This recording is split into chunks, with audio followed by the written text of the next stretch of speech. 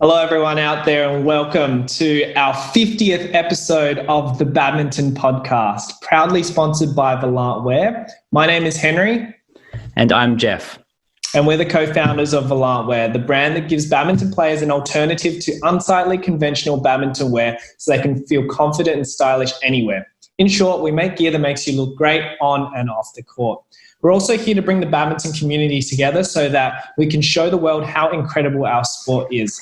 So check us out and shop at www.volantwear.com. There's also plenty of free resources on there that can help you become a better badminton player and a person, hopefully, as well. And if you want to follow us, you can follow us on our social media by our handle at Volantwear, VOLANTWEAR. Now, before we get started, we'd like to give a shout out to Winnie Wong. We're giving her a shout out because she has become a VIP Patreon. Thanks, Winnie, for your support, and we hope to continue giving you valuable episodes going forward. So for those who also want to support us in what we're doing with the Badminton podcast and get your own shout out as well, we'd love your help. So we love hosting this podcast for the community. It's completely self-funded and supported by our full-time jobs, which is why we're asking for your support where you can pledge a small amount so that we can keep releasing regular high-quality episodes for you.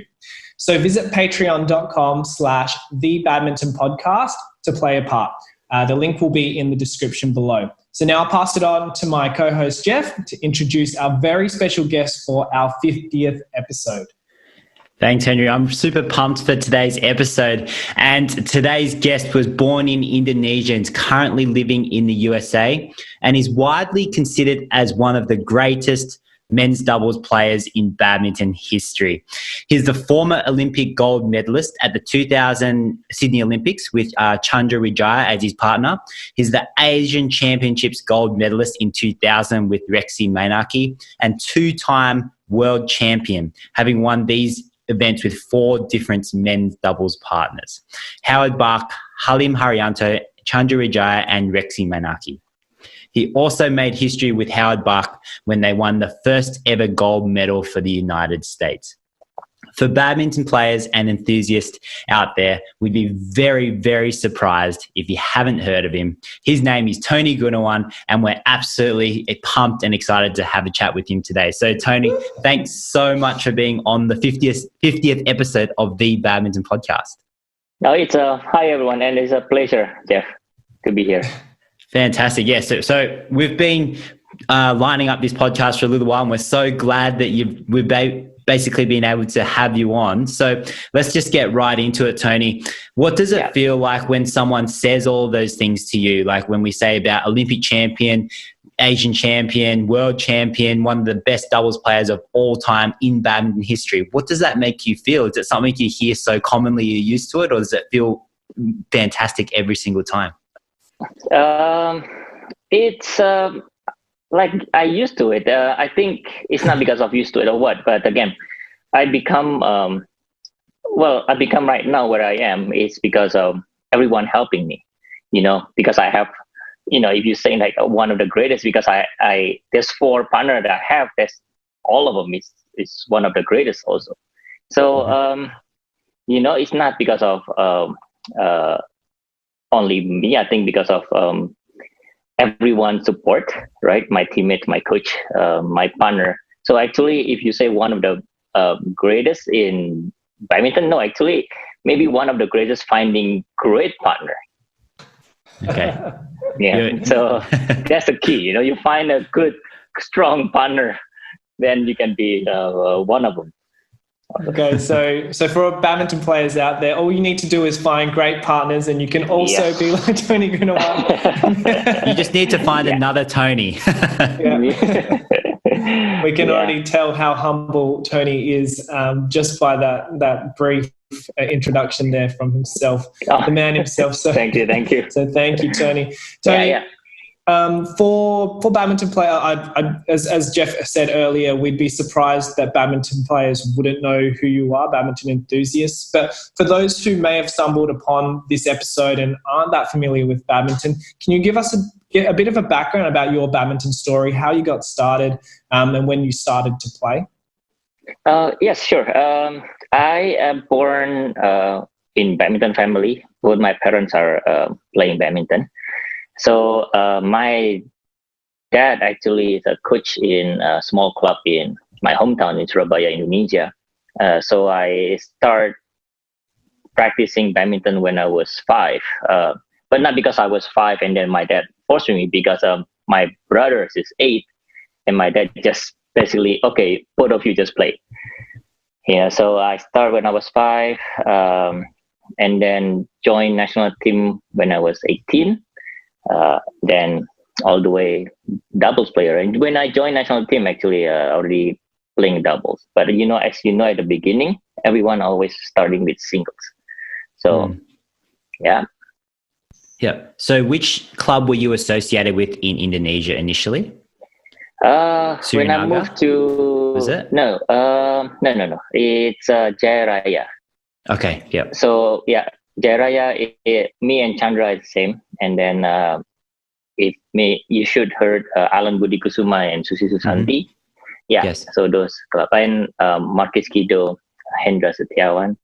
Yeah. It's all from Jaya Raya. Yeah. From Jaya Raya. Okay, great. I spent a little bit of time in Tangkas when I was a bit younger. Okay. Yeah, bit of time in Tangkas training. I trained in Tangkas for 10 months when I was 12, if I'm not wrong. I think, yeah.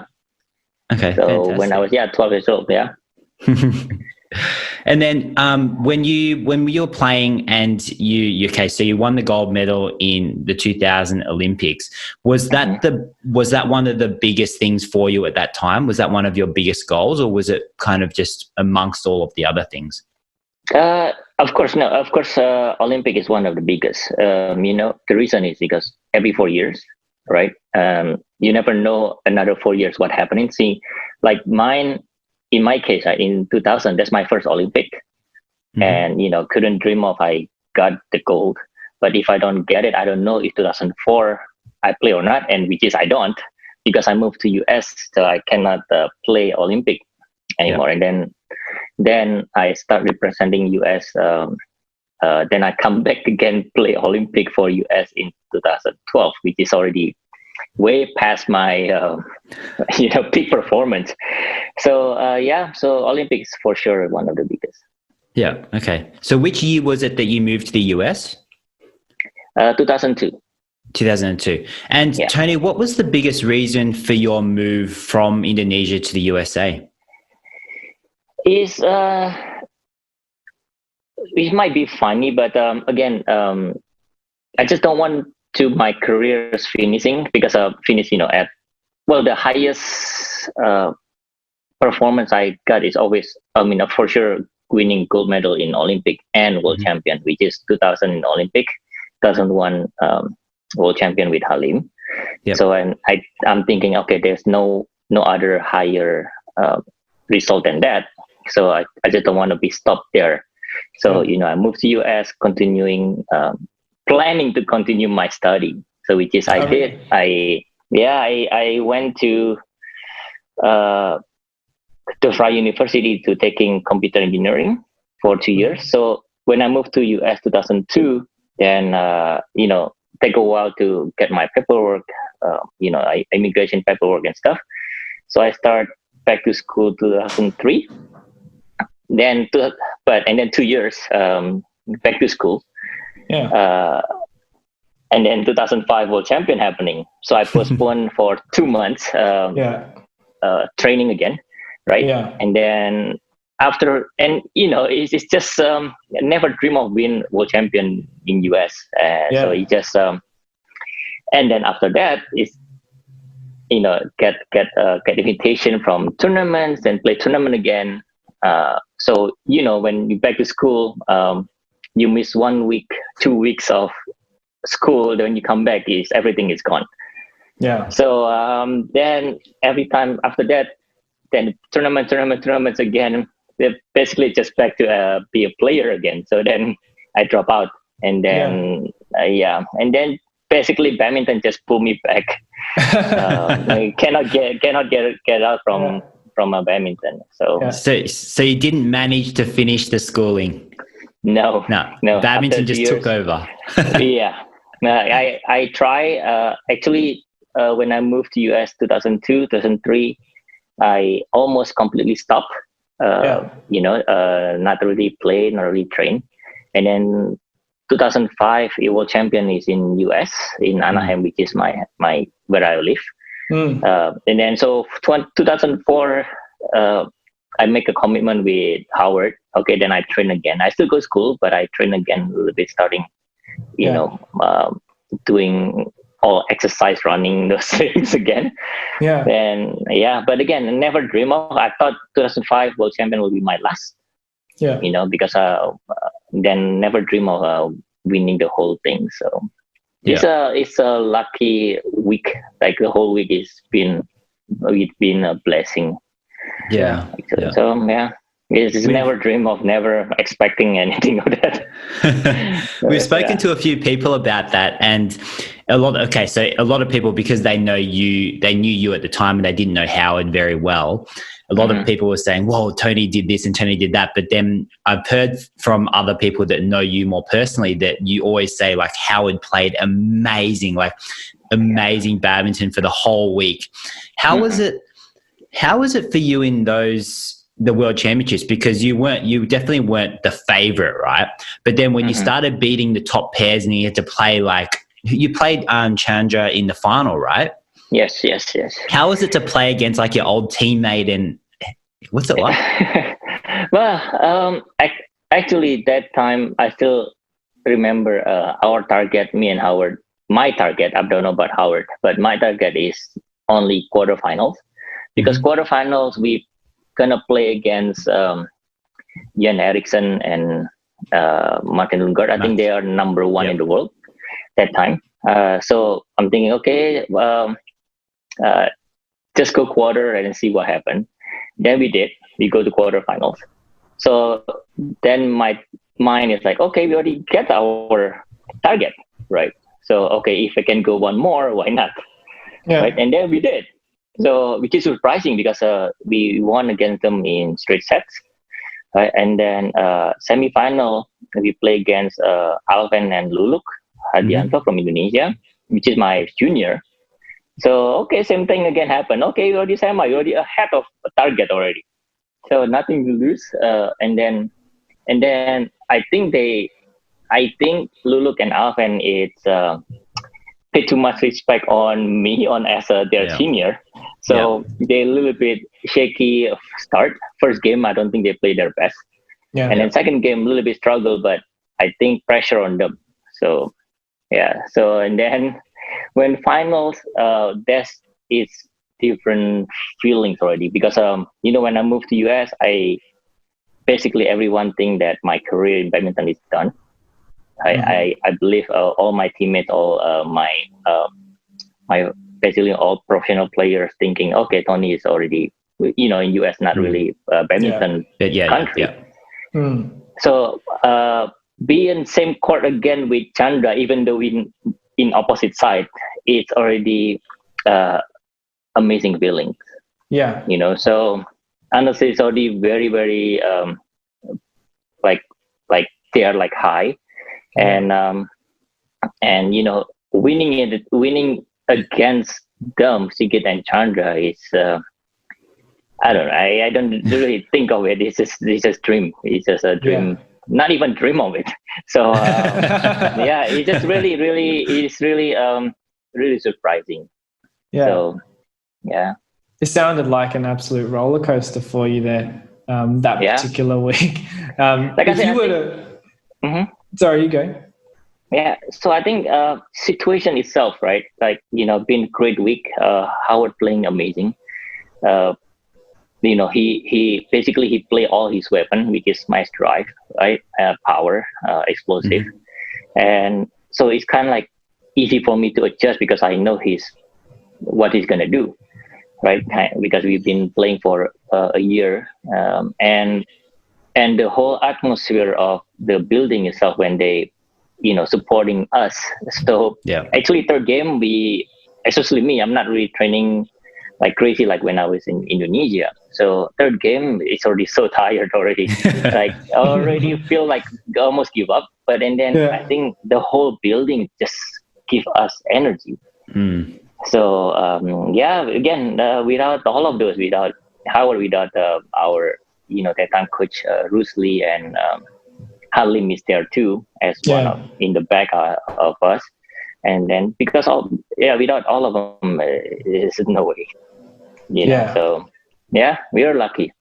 That would have been an amazing feeling. If you were to look back, Tony, at how you felt in that finals, the World Championships versus the Olympic gold medal final, how do they differ from each other? Like, what were the feelings that you're feeling between the two, especially at the point of winning the finals, if you can remember exactly how you felt?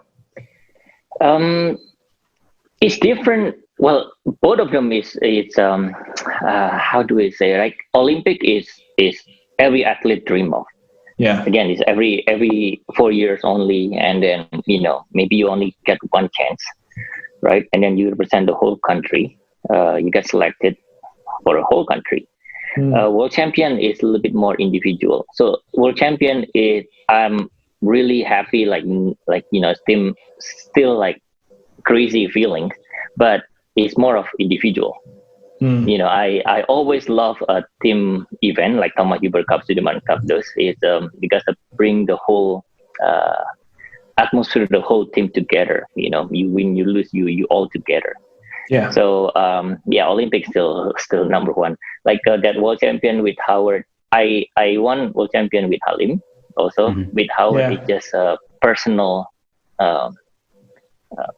like good feeling, but for a personal one.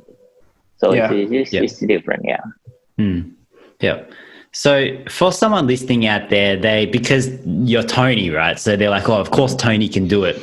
Tony is so good at this. Tony is so good at that. And he can play with so many different partners. And you said you already played with Howard for 1 year, so you know what he's going to do. But 1 year for me, if you said that to me, 1 year is not so long, even if you're playing with a partner, to know exactly what they're doing. So if we kind of dig a little bit deeper into Tony and how you are so good at what you do on the court, is there anything in particular that you think that has allowed you to be this doubles player, one of the best of all time? Like, can you pinpoint a certain thing? Like, was it a certain skills training that you developed when you were younger? Was it a certain work ethic? Was it everything? Was there something that was specific in why you feel that you were able to be as good as you were? Well, that's a hard question. But I think this one, I think I'm gonna give it to my Olympic partner, Chandra Wijaya. Before with Chandra, in Indonesia itself, when you train, you not really play with your partner every day. Mostly maybe a month or even 2 weeks before tournament, then you start training with your partner. Okay. So we always mix up the partnership with whoever it is. Right? That's why I can play with Rexy. I play with most of my teammates, like Eng Hian, there's Flandy. Like I play with everyone. Right? So that helps to adjust with every style. And then when I play with Chandra, before I partner with Chandra, I partner with Halim. Right? And Chandra and Sigit is world champion 97, I think. And then me and Halim actually is nothing. So, we are like number 2 in the world, me and Halim, and Chandra and Sigit is number 1 in the world. Chandra and Sigit number 1, right? So, but then happening, and then I partner with Chandra, the pressure is pretty high, right? But you partnering a world champion, and then he, one of the best, like basically he's number 1 in the world, right? So for me at the beginning, our style doesn't match, because with Halim, I'm like leading at the front, like soft touch, like, with Chandra, like speed, power, and then like basically speed. His speed and power is very strong. So, but then that time, my thinking is like, I need to follow Chandra because he's the one at number 1. I'm number 2, So, okay, then I need to adjust, basically. So then I try changing my training, follow his style, those workout things, starting to do weight. I hate weight because I feel like my game is more touch. But then starting with genre play, speed and power, I start doing weight, start basically different kind of training. So I think that's why he's the one that teach me mentally wise to be strong. And then I think then in my understanding, okay, it's the same thing with everything else, like, for your work, for company, in school, you need to adjust with your partner, like what they're good at, then how you make it better, how you support them, or how they support you, and how you cover each other's weakness. So I think that understanding helped me to keep adjusting with whoever partner I have. So try to understand. Yeah, it sounds like you were able to become almost a different Tony every time you played with a different partner. It's like you had to change it, to become a different player. Yeah, so I think, like, again, as a partner, understanding to each other, that's, I think, the most important key, I think. Yeah, I didn't know about that in terms of the doubles players playing with all these different partners, then you only play with someone maybe a month or so before the tournament. And I guess that is one of the big differences between Indonesia and the US in terms of badminton. And of course, the main differences of the number of people who play and the club system and everything. But in terms of the main differences and similarities between Indonesia and the US and training, would you say that there's anything else that's really important as to what the main difference is between them that maybe makes Indonesia produce better badminton players than the US? Oh, yeah, of course. Like Indonesia, not only Indonesia, but most Asian country, they are badminton country. Maybe different culture, different style, but it's a number game, right? In national team, in my time, we have 12 pairs in national team. In US, 12 pair in one club, we are lucky already. So like 6 pair in the club is already so lucky. Number games, and then they have support from government company, right? The system, which is, I believe, in China, Korea, Japan, Malaysia, or all of those countries, India right now, getting stronger. Which is in US, we only club, we don't get any support, right? So we do it our own. So as I believe, I'm not sure in Australia, but maybe a little bit similar. Right. So then, everything by your own, that's quite hard, right? And then when you are college, you have to pay your own training, traveling, and the stuff you have to take care of, everything your own. That's really tough. Which is in Indonesia, my time, we only worry about training and tournaments. That's it. Not even, not even worrying about applying visa. So travel, not even worry about what you call it, like put the luggage or get out from immigration. Everything's taken care of. Yeah. So it's way different. It sounds like it's a completely different lifestyle for the badminton player in the US and Indonesia. So I know you said that it's a numbers game, but what else is going to make the US as good as Indonesia, or other countries like ours, Australia, as good as some of the Asian countries, you think? Is it possible? It is possible, because I think right now in Indonesia, they really focus on sport, right? We don't have school, so every day just badminton, like 6 to 8 hours, sometimes like even 10 hours, right? But I believe I think you don't need to. I think you still can go school, you can do something else, like which is some country, actually most of country in Europe is doing that.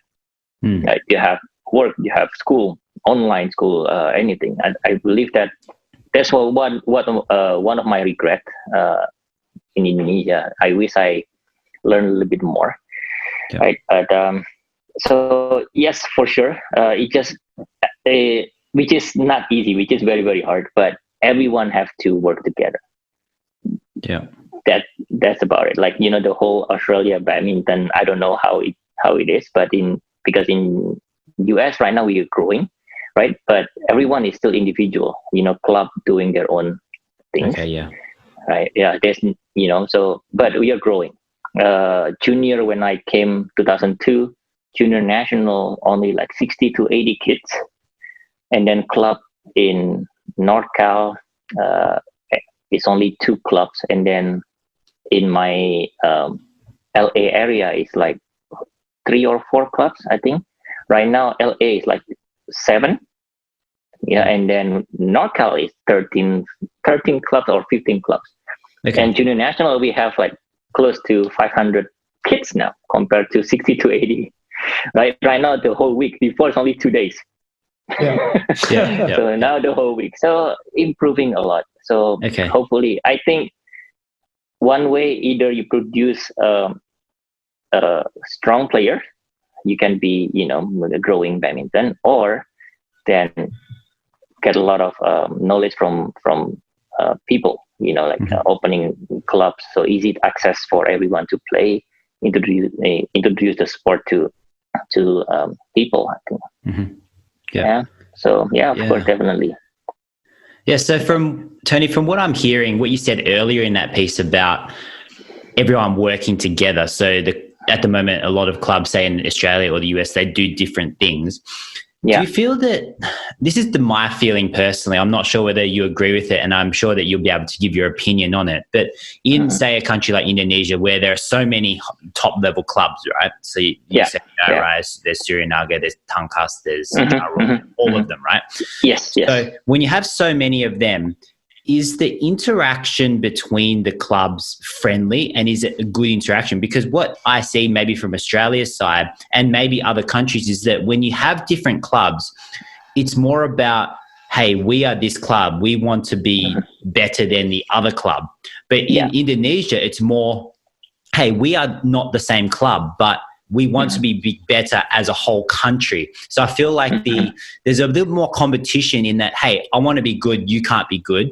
But in Indonesia, it's more, everyone needs to be good so that everyone's better for the whole country, not just the club. Is that right? Is that my feeling correct? Yes, that's correct. Yes, that's why, like, is Australia, you guys have national team? Yes, we've got national team, yeah. Okay, at least better than us. That's the thing. Like in Indonesia, in Japan, I also went to Japan until this year. This year is supposed to be my last, but I'm not sure how it's gonna go. Everyone is coming from small club, and then you're good in small club, bigger club like Jarum, Tangkas. Those, they have their scout. So if you get selected, you get invited to join their club. And then they have national team. So national team is the top, which is, in national team, of course, everyone racing to go to national team, right? And so that's the difference. I think in national team, because there's so many players coming from different clubs, so they don't really have, we all friends. So they don't, of course, I represent Jaya Raya when I play against someone from Tangkas, like Ricky Rexy is from Tangkas. Yeah, of course, I don't want to lose to them, but for sure, we are really good friends, and I partner with Rexy. They are my senior, my gold medalists before me. So like the rivals is there. I want to be as good as them, but we not like individually. Okay, only me can be good. Yeah. Like I said, it's number game. Everyone has support. From 10, you maybe get 1. But you get one good one is because of the other 9 supporting. So that's, like I said, that's the hardest part. Because I think in Indonesia, in the other country, Japan, Malaysia, the system is already there. Right. Again, I'm not sure in Australia, but system is not in US yet. No. So we're working on it, but I don't know when. Yeah. So what's next for the system in US? How are you going to influence that as Tony Gunawan? I don't know. I don't have. I don't have the answer for that. We all try to figure out things because again, I opened my own academy called Global Badminton Academy in 2011. Right before 2012, I retired from as a player. Yeah. Right. So it's kind of still new. Not really new. It's already 9 years, but we are academy, not even club. So we're renting a court from a club. So slow, very slow, and then hopefully later on can do something for badminton in the US. But yeah. So Tony, other than those club environments and the numbers game, do you feel that there's anything else that the US or different countries can do to be as good as, say, I know because we talk about Indonesia because you've got so much experience there. Is there anything else that we can do as developing badminton nations to produce another Tony Gunawan or someone as good as you? Or is it just purely just numbers, getting people in, and then with more numbers comes more competition, and hopefully with more competition there's more players, and more players means that there's more to choose from, and then everything like that? Yeah, I mean that also, and then again, if you don't have the resource, then you need to get it from others. You know what I mean? So right now, I'm not sure what you guys need, right? Like input, coaches, player sparring. I don't know which one, but basically, if you don't have it, then of course you need to get from some other country or other resources. Basically, for me, if I don't have it, then I need to get it from someone until I have it, and I don't need that anymore. But I think that's my thinking. Again, my opinion. That's how I think. Yeah, if you don't need anyone, then of course you don't need anyone. But if you need help or if you need other resources, then I think you need to be open for that. Yeah, it almost sounds like there's a recipe required, and different countries require different ingredients for that recipe. Countries like the US and Australia need a few more ingredients, whereas Indonesia, other Asian badminton dominant countries have the right recipe there. Yes. Yeah. Well, right now, like I said, Indonesia, they have their great coach, right? My coach Christian Harry is until now being coaching, right? So they have the right ingredient, they have the material, coaches, So if they don't need anyone other country help, then I don't think they need. But if other country like China right now using Korean, which is the first time in history, right? Like Japan, actually, they always have right now Park Ju-pong is the head coach, then some Indonesian coach Rioni before, right? So now they're getting strong, right? So if they don't need anyone anymore, that's the right way. They're already strong, right? Yeah. So, but again, when you are not there yet, and you need other help, then I think you need to be open for that. Yeah. What do you think? That's my opinion. So. But your opinion is really valuable because you've been in those environments where you've been a top player yourself, and then you've seen other countries do those things. Now, when we talk about Japan, I'd want to just change to Japan a bit because I know that you've got some knowledge there. They were always relatively strong, right? And then it's more recently that they've really come up with the top players, and not just in one event, in all events now. What do you think? How long do you think that process was? Because people would think, oh, well, Japan's so good now, but how long do you think that took? Do you think that took 5 years or 10 years? And what do you think they changed to get to where they are now? How long it takes, I don't know. Right, everyone again, even as individual to change to be however we want it. We don't know how long it takes. Right, everyone is different ability, every country different ability. But I think Japan is always famous with the fighting spirit. right? So right, the way they train, when I was there, the way they train is the work ethic is amazing. Yeah. Basic training. How they do it. It's their form, the way they do it is for us is, oh, this is so boring and it's so long, but for them doing it is really good, right? So they have no problem on that. So I think the only thing is because they're doing it all the time, sometimes they come to it's not creative. We just Indonesia, most of the time we just do whatever we want, but we do it seriously, but like too creative sometimes. So it's like sometimes it's not basic enough, but when make it is crazy, like sometimes like again like skill like Kevin's, like even Fajar and Rian right now, some like Eng and Sigit before what is that? But so it's not really basic, but they bloom as their own individual. But if you see Japan, they all the way they play most likely the same, like hard to kill. I mean, hard to kill them. Physically is very strong, right? Very consistent, right? So I think that's the difference. If should combine Indonesia and Japan, the work ethic and the creativity to combine. Be unstoppable. So I think Indonesian a little bit more brave to take the chances compared to players. But again, like the changes is amazing because I think Pak Jubong came and changed all these things, and then some other country also coaching. Right now they have a Malaysian coach for doubles. So those I think that help the way it's different thinking.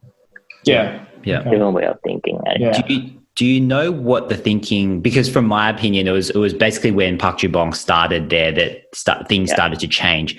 Do you know what changes he actually made at all that got the system going? Unfortunately not. Because $1 million question, right? I wish I could, but even though they're very strict, because even though I go to Japan as a guest coach in Tonami, and Tonami team, most of them is national team, but I'm not allowed to go in national team and watching their trains. Okay. So I wish I could. I want to, because I want see to what they're doing. But Park Ju-bong is one of my idol also when I was player. So unfortunately, but So Tony, shifting the focus back to the US, and I guess your when you did move to the US and was seeking a new challenge, and you went through computer science, it didn't quite finish it and was pulled back to badminton, and now that you've been pulled back into badminton and have been in it for quite a number of years again in the US, is there any particular goal or vision that you have as a coach for US badminton? Yes, like right now, my dream, of course, to be able to share my knowledge, the way I train, the way I think, and then again, they don't need to be. I don't think they will be the way the same thinking as me, but they have to do it their own, right? They have to convert it, become their own. So for me, like I said, it's hard to be a badminton player in the US, but it's possible if they want to. But the sacrifices I think is a lot, right? Same thing with your school. You doing double major, then how hard you're gonna work, right? But I think with sport, so maybe not just double major, maybe become triple major, because you need to drive different location, then physically tired, mentally tired, and you still have to go to school. But it is possible, I think. It is possible, So in the possibility, when you look at, say, the juniors in the US compared to the juniors in Indonesia, if you were just purely basing it on if the US had all of the systems in place for it, do you think that the talent and the ability is in the US? It just needs to be nurtured and grown the right way? Yes, I believe so. I think skill-wise, US player is not too far part, but the confident, of course, confident and what you call it, the experience of always playing hard. Because you can find 10, like maybe a lot more than that, like 20 sim level players in Indonesia in one club. But for us, maybe only 2 is sim level. 3 is sim level. So it's not much of sparring. So every day, and then like if you have 20 of them, then every day is always exciting, different people to play and stuff. But you only have 3, then it's kind of boring. But so that's why I come back to your own mental, right? So like I said, when I moved here, I basically my training with Howard only and Raju, right? Yeah. So 3 and or Bob? 4 of them only. Yeah, and Bob. So it's just only those 4 or 5. And doubles, you need 4, then that's it. So basically only 2 pairs. It is boring, but it's all how do I say, like it's more of when you are there, what you want to be. You want just wasting time, or you want to be like make sure that you have a good form, good hitting, good feelings without without wasting your own time.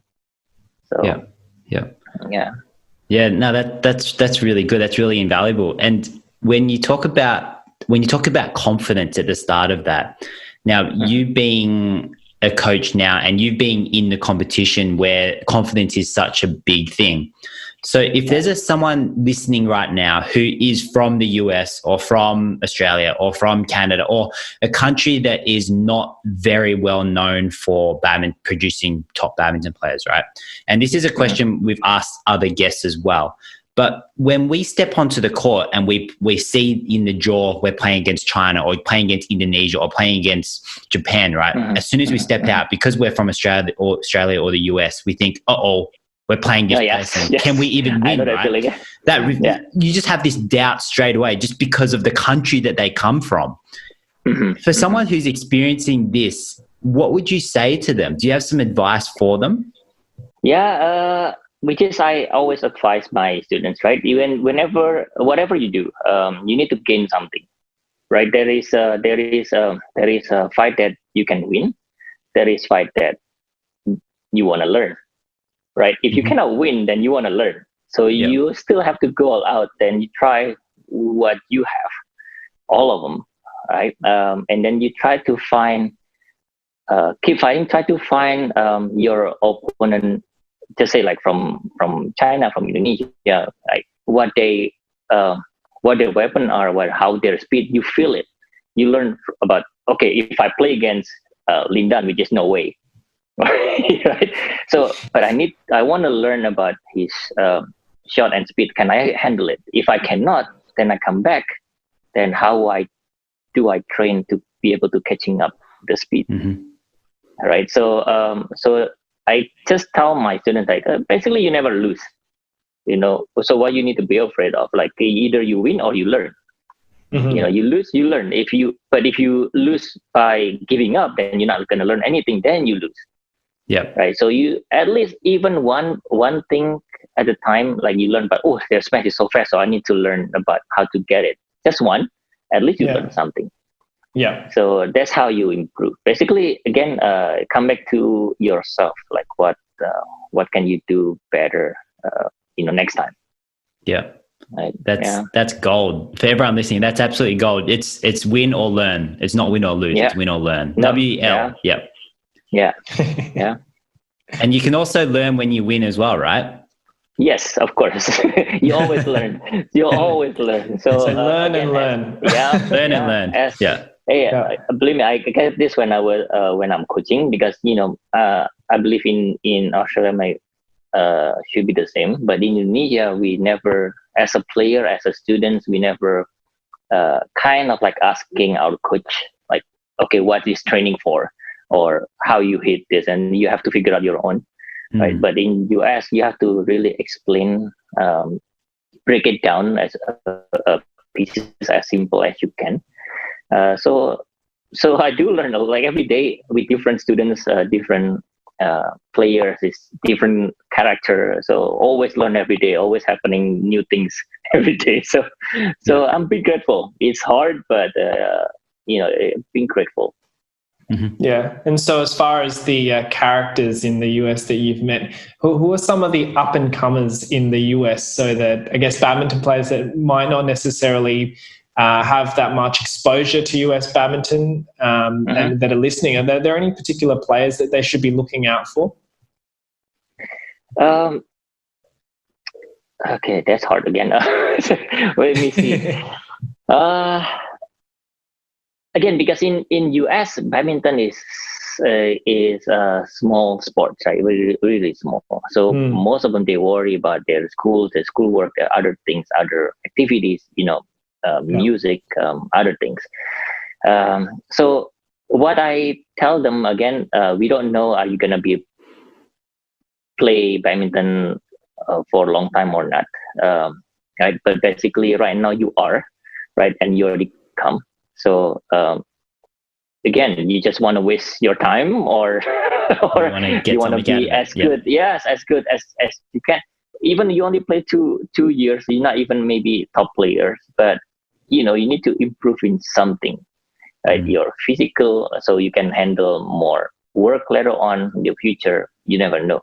So and then later on, if you be good at it, then you continue playing. You never know, right? So same thing, right? If you have your job and you have your moonlighting job. If you just whatever, of course, moonlighting job is not going to be your main job later on. But you doing it better and better. You never know, your extra moonlighting job become your main job and even better than your main job right now. You never know. So but again, need to do one thing good first, then try to expand. Of course, if not, you try 2 things, 3 things at a time, but half then is I think that's gonna be hard. Yeah. So would you say that that's something you've learned a lot more in the US? So have you found that there are things in the US that you've learned that you maybe wouldn't have learned if you stayed in Indonesia from badminton as well? Like in Indonesia, as a player, we are pampered, everything taken care of. So when I moved here, it's the first year. I think the first 2 years to learn the culture, to adapt is I can say it's pretty tough, but it'll make me grow a lot. So again, a lot of people asking, if you stay in Indonesia, you're gonna maybe play again another Olympic. You might win it again. Those kind of things. But for me, you never know, right? If I stay in Indonesia, will I still play another Olympic? I don't know, right? So again, I'm happy to be here. I don't regret my decision. Whatever situation right now, basically we just accept and fight for it every day. And whatever plan I have in future, we fight for it. So like again, my dream is to create a player from US, hopefully can play high level in international. So let's see. That's awesome, and the US is very, very lucky to have you, Tony, to basically have that vision with them. No, seriously, I'm lucky also to be here. Yeah. And look, Tony, when you talk about playing against the top players, just to break kind of the seriousness of this conversation, because we've gotten quite deep as to what the fundamentals are to create these players. Who are your favorite players at the moment, would you say? Who do you love to watch at the moment? At the moment, I think Kevin. I can say Kevin, Marcus, and Hendra, and Asan. I might be biased, but Hendra, especially Hendra is my, when I out from national team, Hendra is just coming in. So Hendra is like my junior, and so same, and we are same club also, from Jaya Raya. So and he's really one of a kind, like great guy, really good guy. So and then yeah, and the way he play is very efficient. So right, Yeah. doesn't look like he play so hard. So Yeah. Yeah, so definitely. yeah, it's very enjoying to watch. Yeah. Yeah. Yeah. I think Jeff is cut off or froze again. Huh? Oh no. Is he? No. Yeah. No. Jeff? I'm Oh, right. no, Oh no. Okay. I'm back now. I I'm back now. Yeah. Okay. And then There you go, Jeff. And then so with the current men's doubles players, we know that, Hendry is so efficient. He's been around for a long time now, and he's been around and been the best in the world for a very long time. Then we go to the kind of the younger pair, which is Marcus and Kevin. What's your take on how does Kevin create that technique and those? Is it just something that's out of the ordinary that you can't train, or do you think that there's something in the system that helps him to be more creative?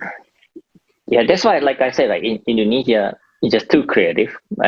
So like Kevin gonna be Kevin is like no one gonna be same at him. Maybe people will try, but it's just Kevin. And Hendra is Hendra also. Yeah. And then Hasan is Hasan. So like before in my time we have Sigit, which is no way I'm gonna try to copy Sigit. It's not in my lifetime. It's no way. So that's the character that Indonesian players have. Like be creative, be free. But then so that's why if you are very good, they can bloom and become your different individual. Yeah. So It's really, like you said earlier, and just then, the system in Indonesia and the badminton dominant countries allow players to blossom or bloom as their own individual style, and that you can't really, you can't be Kevin, you can't be Setian. When you have to be you have to be Tony.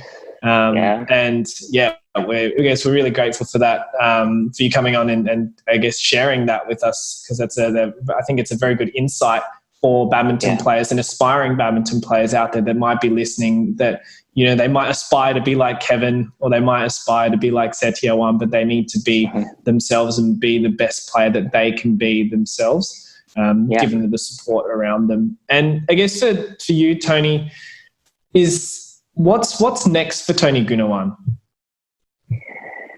So right now, yes, like I full-time coaching.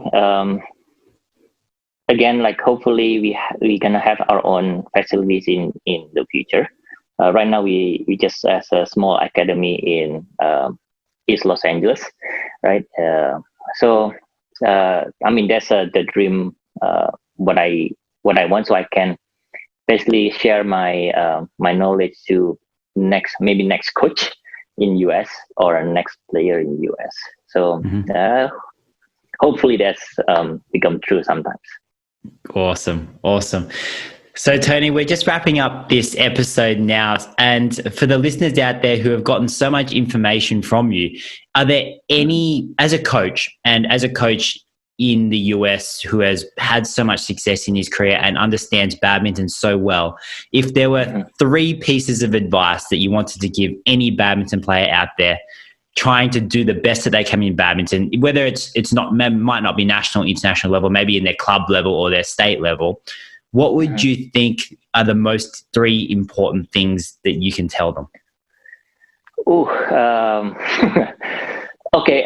In anything, I think in anything you want to do in your work, in anything, like first of all, you have to enjoy, right?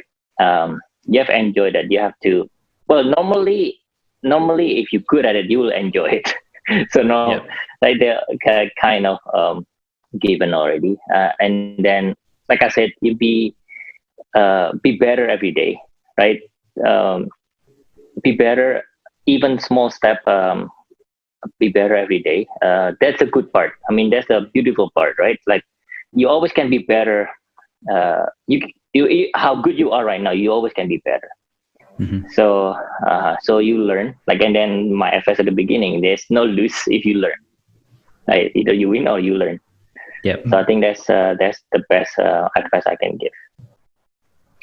Thank you, Tony. That's some really great advice for listeners and myself and Jeff as well. And once again, we just want to thank you for coming on to the Badminton podcast. Yes, pleasure. And yeah. Now, Tony, if anyone wants to get in contact with you or your academy because they're in the area, they want to learn from one of the best badminton players in the world, how would they find your academy or join? Our academy called Global Badminton Academy. I think you can find in our website, globalbadmintonacademy.com. And then we located in Pomona City in Los Angeles. And the club is called Arena Badminton Club.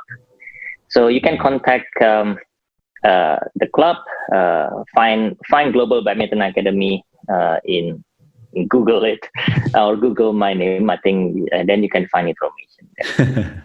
Yeah, a lot of other things will come up when you Google Tony's name, all of his achievements as well. So you might have to find it on page 10 because everything else is achievements. Thank you so much. Thank you. Okay, so from Henry and myself and all of the listeners out there, we just want to say thanks again, Tony, for being on. I know that you're a busy man and you have badminton to change in the US. So thanks for taking the time. Yeah, no problem. Be honored to be here and then, be glad to share all these things. Fantastic. So for everyone listening out there, thanks so much for tuning into this episode. Henry and I really enjoyed ourselves, and we've been talking about this episode for a long time, being number 50, and we were so excited that Tony, you would be number 50, episode number 50 for the podcast. So for everyone listening, please do share this podcast because there's so much value here. It's not every day you get to dig into the thoughts of Tony Gunawan, one of the best players of all time. So make sure you do listen, make sure you do share, and make sure you do apply the things that Tony talked about because there's a reason why he's so good, and he just was able to explain that to you. So don't take anything lightly. Just make sure you take it on board. Make sure you do what he says, because if you want to be as good or close to as good as he was, then I'm sure that this plays an integral part of it. Yeah. So make sure you get that advice, you use that advice, you get out there, you train hard, you play hard, and make sure you win or learn, okay? Yeah. Because that's really important, as Tony says. And if you want to get connected with us, you can connect with us via Instagram, Facebook, YouTube, LinkedIn, TikTok, and on our website, www.volantwear.com. The social media handle is @volantwear, VOLANTWEAR.